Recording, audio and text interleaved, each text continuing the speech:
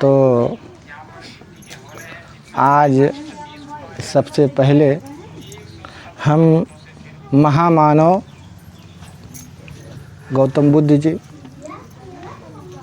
और मान्यवर कांसी राम जी तक, यानी बुद्धा से ले करके काशी राम जी तक, जिन जिन महापुरुषों ने हमको आज़ाद करने के लिए और हम अच्छे से खा पी सके, हमको अधिकार देने के लिए जिन महापुरुषों ने अपनी पूरी ज़िंदगी हम लोगों के लिए न्यौछावर कर दिया, तो आज इस मौके पर मैं सभी महापुरुषों को नमन करते हैं।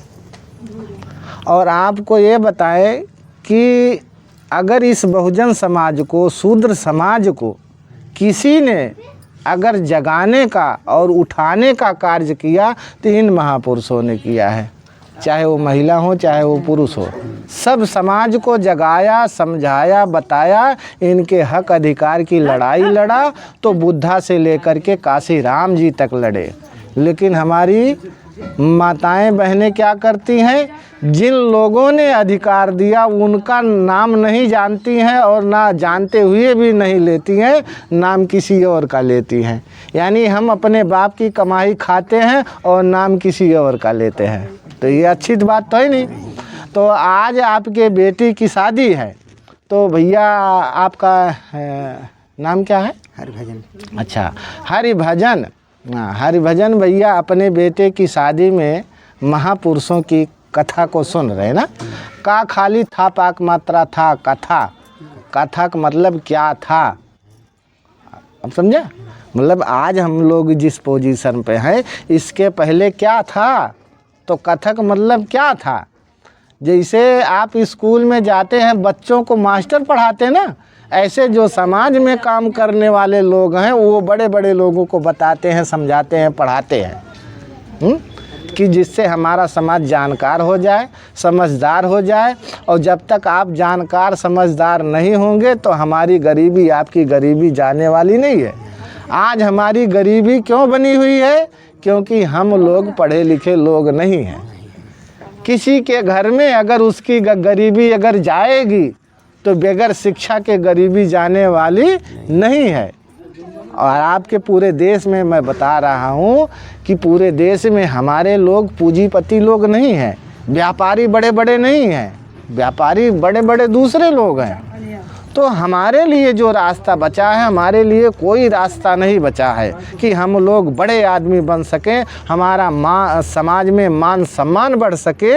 अगर हमारा आपको या हमको किसी भी समाज को, अपने लोगों के समाज के लोगों को बताना चाहता हूं कि अगर आपकी इज्जत बढ़ेगी तो शिक्षा से बढ़ेगी, आपका सम्मान अगर ज़्यादा होगा, बढ़ेगा तो शिक्षा से। आपके घर में अगर धन दौलत आएगा तो वो शिक्षा से आएगा। बगैर जागे हुए, बगैर शिक्षा लिए हुए हमारे घर में धन दौलत आने वाला नहीं। इसको आप गांठ बांध लीजिए। और सबसे पहले महिलाओं को भी जगना पड़ेगा। जिस घर में महिला जानकार होती हैं उसके बच्चे भी जानकार होते हैं। अगर बेटी है तो दूसरे के घर में जाती है तो वो और जानकार हो जाती है। तो आज इस मौके पर बाबा साहब अम्बेडकर का जन्म बता रहे हैं। हमारे लोग देखिए, इतने लोग हैं बैठे हैं, ज़रा वो कैमरामैन थोड़ा सा वीडियो दिखाइए। हाँ, इतने लोग बैठे हैं, सब बाबा साहब का नाम लेते हैं, जयकारा करते हैं, नाम लेते हैं। लेकिन अगर किसी से पूछा जाए भैया बाबा साहब अम्बेडकर का जन्म कब हुआ था, तो लोगों को जन्म भी नहीं पता है, कौन से दिन को हुआ है, किस सन में हुआ है। बताइए, जो हमारा पुरखा यानी कोई भी हमारा अगर है, हमारा दादा बाबा जिस दिन जन्मे हैं उस दिन को हमको ध्यान में रखना चाहिए। जब आप ध्यान में रखेंगे तभी तो अपने बाल बच्चों को जानकारी देंगे, बताएंगे। तो बाबा साहब अम्बेडकर का जन्म मैं बता रहा हूँ कि कैसे, कहाँ हुआ था। बालक भीमराव का जन्म 14 अप्रैल 1891 को इंदौर नगर के निकट महू छावनी नामक मध्य प्रदेश में माता भीमाबाई और पिता रामजी बाबा के घर में हुआ था। यानी 14 अप्रैल 1891 को बाबा साहब का जन्म हुआ। अभी बहुत समय नहीं बीता है। हाँ, अभी बहुत समय नहीं बीता है। जब बाबा साहब का जन्म हुआ तो माता का नाम माता भीमाबाई था और उनके पिताजी का नाम था रामजी राव सकपाल था। उन्हें इतना हमारे लोगों को ध्यान में रखना चाहिए कि बाबा साहब अम्बेडकर का जन्म कब हुआ था, इनके माता पिता का क्या नाम था।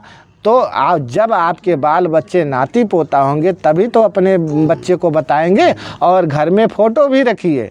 जब तक आप लोग फ़ोटो नहीं रखेंगे, इनके बात को समझेंगे नहीं, तो तब तक ले हमारे समाज में ये भूत प्रेम, ये पाखंड, ये ऑटोमेटिक आपके दिमाग में आता रहेगा। और जिस दिन आप तथागत गौतम बुद्ध को, बाबा साहब अम्बेडकर को समझ गए, जान गए, तो उस दिन से आपके घर में ना कोई भूत आएगा, ना प्रेत आएगा, कोई नहीं।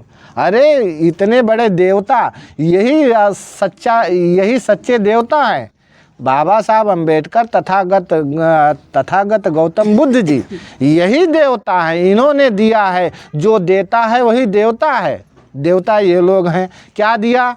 मान सम्मान दिया, स्वाभिमान दिया, जीने का हक दिया है, धन रखने का हक दिया, हमको ज्ञान दिया, हम विज्ञान के तरफ हो गए। आज के समय में हमारे समाज में डॉक्टर, मास्टर, इंजीनियर, प्रोफेसर हो गए, तो किसकी बदौलत हो गए? डिहवा बाबा, काली माई, अवसान माई की बदौलत नाम है। जेकरे घर में 90,000 सैलरी आवत बा, वक्से कहिदा तू दूर दूरिया चबाएला, वो मेहरारू का तुम्हारे 458 का कि दूर दूरिया चबवाए हम डॉक्टर मास्टर भाई। ये बाबा साहब अम्बेडकर की बदौलत आज हम master, doctor, engineer, professor, lecturer हो गए। इन लोगों ने दिया है। जो देता है वही देवता है। देवता कौन कौन होते हैं? ये महापुरुष होते हैं। फिर उसके बाद माता पिता होते हैं। पहले माता पिता नहीं होते जो लोग कहते हैं। अगर हम आपको बताएं कैसे, सबसे बड़े ये देवता माता पिता से भी बढ़कर। कैसे? माता पिता ने हमको अगर जन्म दे दिया, अगर इन लोगों ने हमको हक अधिकार ना दिया होता, संविधान ना दिया होता, तो हमारी ज़िंदगी जानवर से भी बदतर होती कि नहीं होती?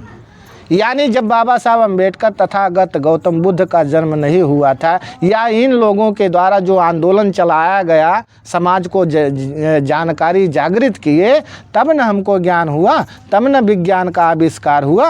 अगर ये लोग नहीं अगर जानकारी हम लोगों को दिए होते, समाज को ना जगाए हुए होते, तो हमारी माँ हमको पैदा कर देती, हमको विद्यालय में जाने का हक ही नहीं मिलता। और अगर ना पढ़ते तो हम जानवर की तरह सोचते। जो दूसरे लोग हमको बता देते, जो पंडित जी बता देते, हाँ भैया हनुमान जी सूरजवा ले रहे हैं, हमको कही हाँ ले रहा हुई हैं।